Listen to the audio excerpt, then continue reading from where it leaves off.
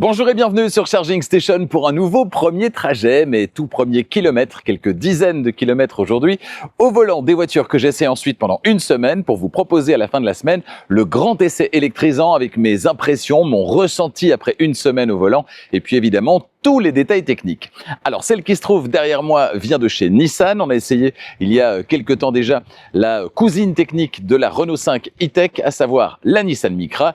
Ici, celle qui est derrière moi, c'est sa grande sœur, ou plutôt son grand frère, puisque c'est un SUV. Il s'agit de la Nissan Leaf, une voiture très prometteuse. La ligne est plutôt sympa. On va commencer par la détailler dans un instant. Ensuite, on ira faire un petit tour dans le coffre, les places arrière, le tableau de bord. Et puis évidemment, vous vivrez avec moi ce tout premier trajet à son volant.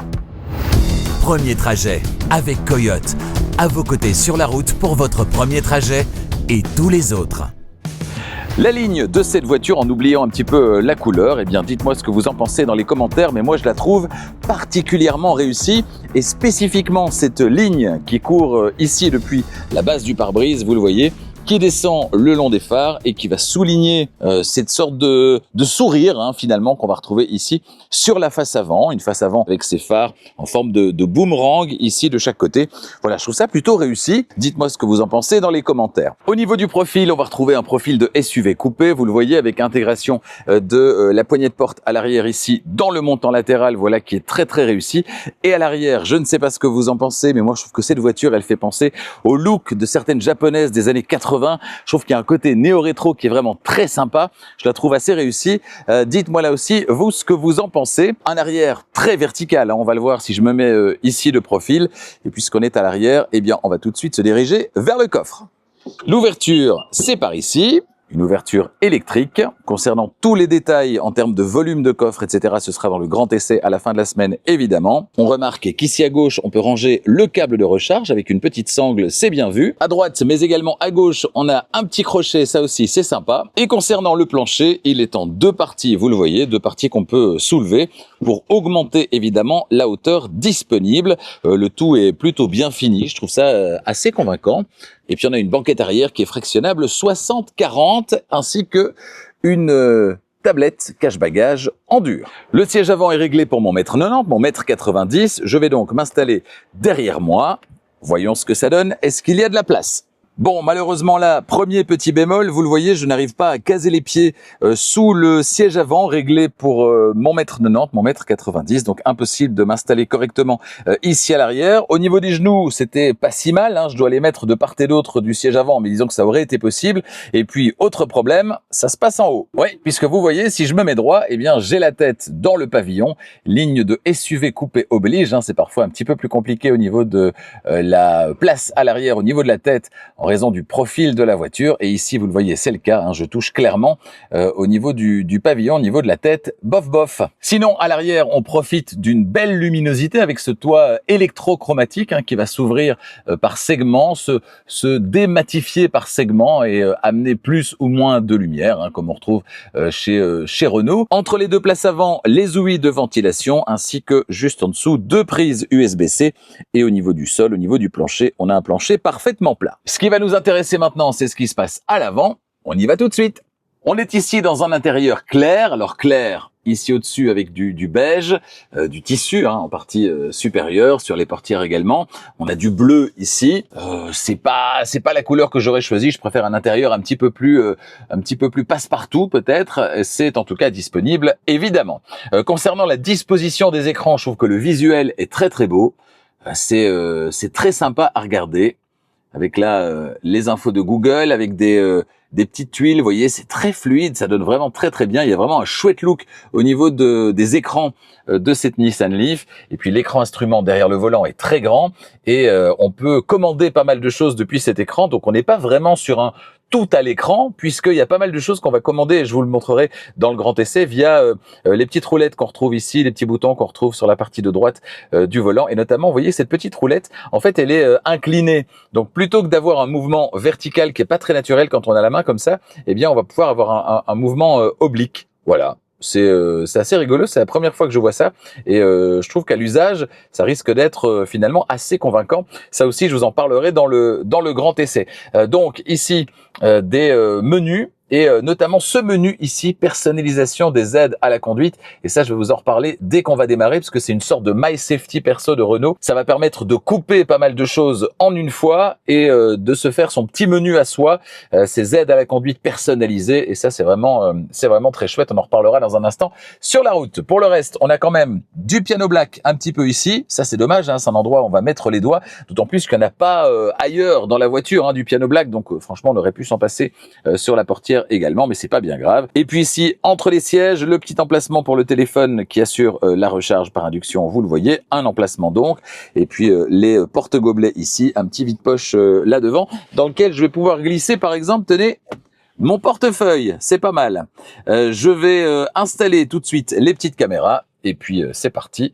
Direction mon premier trajet, ma première destination à bord de cette Nissan Leaf.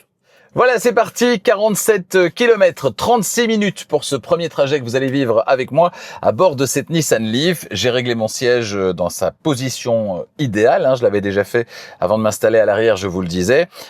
Ici, avec les petits boutons sur le côté, on a un réglage possible de l'avant de l'assise en hauteur, donc ça c'est très bien pour soutenir les cuisses, certainement quand on est plutôt grand, ce qui est mon cas.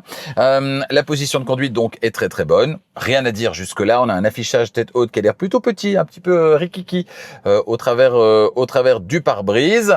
Rétroviseur, bonne visibilité à l'arrière, rétroviseurs latéraux réglés également. Et puis j'utilise l'application Coyote pour me rendre vers cette première destination avec vous. Coyote qui est disponible via le boîtier Coyote, via également l'application Coyote sur tous les téléphones, donc smartphone Android ou smartphone d'Apple. Marche arrière, c'est via les petits boutons sur la planche de bord. Bon, c'est pas mal, pourquoi pas. Voilà, on recule, les poignées de porte se rétractent, et il y a un monsieur qui vient de passer sur le trottoir qui s'est arrêté pour regarder la voiture, et qui la regarde partir d'ailleurs. 47 km à bord de cette Nissan Leaf. Alors, bonne nouvelle, je vois que la conduite à une pédale est activée, et comme je ne l'ai pas activée moi-même, ça veut dire qu'elle reste activée d'un trajet à l'autre. Donc ça, c'est plutôt pas mal. Est-ce qu'on a par contre une vraie conduite à une pédale? Je ne vais pas tarder à le savoir, étant donné que là devant, eh bien, j'ai déjà un ralentissement et non, la voiture, elle rampe, voilà, à quelques kilomètres heure, 8 km heure, 7 km heure, elle rampe, donc elle ne va pas jusqu'à l'arrêt complet, malheureusement, ça c'est dommage. Et alors on a des palettes derrière le volant, mais qui sont inactives évidemment quand on est en conduite à une pédale, ce qu'on peut activer ou désactiver facilement d'ailleurs via ce simple bouton sur la planche de bord. Ça c'est très très bien. Si vous aimez switcher, passer de l'un à l'autre, eh bien tout ça est accessible très facilement. J'ai l'impression qu'il y a beaucoup de choses accessibles facilement dans cette voiture. Attendez, parce que là je viens d'avoir à vérifier tout à l'heure, je retesterai ça, mais j'ai l'impression qu'elle rampe, mais quand on se rapproche d'une voiture, elle s'arrête quand même. Là, je monte sur l'autoroute. Au niveau de la puissance disponible, c'est largement suffisant. C'est pas le coup de pied dans le derrière, mais c'est largement suffisant. À basse vitesse, on a évidemment très peu de bruit. Et là, à plus haute vitesse, on est aux alentours de 100 km heure. On a un petit peu plus de bruit, c'est vrai. Changement de voie. Hop, accélération, c'est largement suffisant. Hein. Alors ça dépend ce que vous avez comme référence, mais si vous venez d'un SUV essence ou diesel, ça va vous sembler être une fusée, vous voyez. Donc si vous venez d'une électrique puissante, évidemment ça va vous sembler un petit peu moins puissant, mais ça dépend toujours de la référence qu'on peut avoir. Et ici sur autoroute, à près de 120 km heure, on n'entend pas vraiment la route, on n'a pas vraiment de bruit de roulement, mais on a quand même quelques bruits aérodynamiques. Ça pourrait être un petit peu plus silencieux, mais une fois encore, si vous venez d'un véhicule essence ou diesel, ça sera d'office plus silencieux pour vous, puisqu'il n'y a pas de bruit de moteur, uniquement les bruits aérodynamiques. Voiture qui se comporte, je dirais, sympathiquement. Je dirais que si vous souhaitez quelque chose à piloter, à conduire, ça pourrait être peut-être un petit peu moins souple au niveau des suspensions, mais pour le quotidien, c'est super agréable. Alors, il y a ce fameux menu, parce que j'ai déjà eu droit à quelques bips, notamment sur le changement de vitesse maximale autorisée et la survitesse. Il y a ce fameux menu, voilà, ici, changement de vitesse maximale autorisée, c'est irritant au possible. Donc, j'appuie sur la petite touche ici, et je vais simplement appuyer sur OK pour lancer personnalisation des aides à la conduite, un menu que vous pouvez personnaliser, donc exactement comme le My Safety Perso de Renault. Et là, c'est fait, voilà. Les bips ont disparu. C'est génial. Un mot à propos des modes de conduite, c'est vrai que j'en parle moins dans mes vidéos maintenant parce que c'est toujours un petit peu la même chose. Le mode sport avec la puissance maximale, le mode éco avec moins de puissance et puis aussi un agrément d'utilisation qui est diminué parce que généralement ça dégrade les performances de la climatisation, et puis le mode normal, le mode du quotidien, celui que j'utilise en général tout le temps, ce qui est le cas ici, on est en mode standard, mais tout ça pour vous dire que les modes de conduite, eh bien ils sont là aussi utilisables via la planche de bord. Il y a un petit switch que vous allez pouvoir utiliser, voilà, mode éco, standard, sport et personnel. Voilà, donc c'est du classique, mais c'est chouette là aussi que ce soit accessible directement sur la planche de bord. Je trouve ça vraiment très très bien. Les petites touches pour faire varier la température ici et toutes les commandes qui se trouvent là, c'est très accessible parce qu'en fait on peut poser la main ici. Voilà, donc on peut poser la main et on peut sans problème accéder à ces touches sans avoir la main en l'air et généralement taper à côté. Ici c'est pas du tout le cas. Donc ça, c'est vraiment bien. Je rentre dans un tunnel, on va pouvoir voir ce qu'il en est en matière d'éclairage intérieur, qui va être visible, je pense. Oui, voilà. Donc on a une ligne en dessous de la partie en tissu sur les portières et en dessous de la partie en tissu sur la planche de bord. Voilà, c'est assez timide hein, comme éclairage intérieur, mais c'est pas mal. J'aurais peut-être pas choisi le rouge, mais j'imagine qu'on peut changer les couleurs, donc pas de problème de ce côté-là. La sensation au niveau du volant, quand on change de voie, est vraiment très agréable. On a un volant qui est pas trop léger. On l'a bien en main. Alors c'est ni trop ni trop peu. Donc on a un bon compromis. C'est un volant qu'on a bien en main et en même temps qui est pas trop lourd, mais qui est pas trop léger non plus. Et du coup, quand on change de bande, c'est assez agréable au niveau de la direction. C'est assez direct aussi en fait. Alors une petite zone de travaux au démarrage de l'autoroute et puis je vais pouvoir reprendre de la vitesse et tester les aides à la conduite, notamment la conduite assistée, Pilot quelque chose chez Nissan. On va voir ça dans un instant. Je confirme la zone de travaux sur l'application Coyote, histoire d'aider les autres usagers évidemment, on est là pour ça sur la route. Et alors le toit, vous ne le voyez sans doute pas, peut-être là, mais il est en semi-opaque, donc opaque à l'arrière et clair à l'avant. Alors clair avec les limitations de la fonction électrochromatique, puisque les toits avec cette fonction électrochromatique, les toits vitrés, eh bien quand c'est clair, c'est jamais vraiment très clair, c'est toujours un peu laiteux en raison de cette technologie. Ça c'est peut-être la limite, hein, c'est un peu dommage. Voilà, je reprends de la vitesse et je vais pouvoir activer avec le petit bouton bleu ici à gauche sur le volant. On a des boutons physiques sur le volant, on n'a pas des boutons haptiques, on n'a pas du piano black, rien de tout ça. Des vrais boutons, c'est très très bien. Je vais pouvoir activer donc la conduite assistée. Voilà qui est fait. ProPilot, voilà, ProPilot. Et je vais appuyer sur 7 pour déterminer la vitesse de démarrage. On est à 115, on va monter jusqu'à 120. Voilà, on a bien le centrage sur la voie de circulation. Élément important également, la distance par rapport au véhicule qui précède, elle est réglée sur la plus courte. Et je n'ai rien modifié puisque je viens de l'allumer, l'activer pour la première fois. Donc ça veut dire que ça reste en mémoire d'un trajet à l'autre. Ça aussi, c'est très très bien. Alors, est-ce qu'on a un volant capacitif? Là, j'ai pas pu le déterminer, donc on va retenter l'expérience. Voiture qui se maintient bien au centre de la voie de circulation. Voilà, mettez les mains sur le volant, je mets le bout des doigts, je pose le bout des doigts et l'alerte disparaît. Donc on a bien un volant capacitif sur cette voiture. Ça aussi, c'est vraiment une très très bonne nouvelle.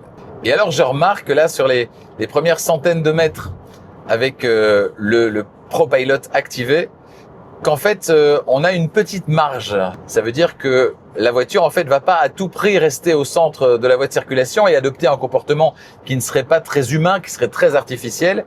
Non, on a une maîtrise, mais une maîtrise avec un peu d'amplitude, ce qui fait que c'est une conduite qui est plus naturelle. C'est la voiture qui conduit, c'est elle qui se maintient au centre de la voie de circulation, mais elle le fait avec une petite marge et donc c'est assez naturel, c'est assez sympa. Et alors là, il y a une zone qui était précédemment en travaux qui ne l'est plus, avec des bandes qui ont été effacées et elles ne se laissent pas avoir.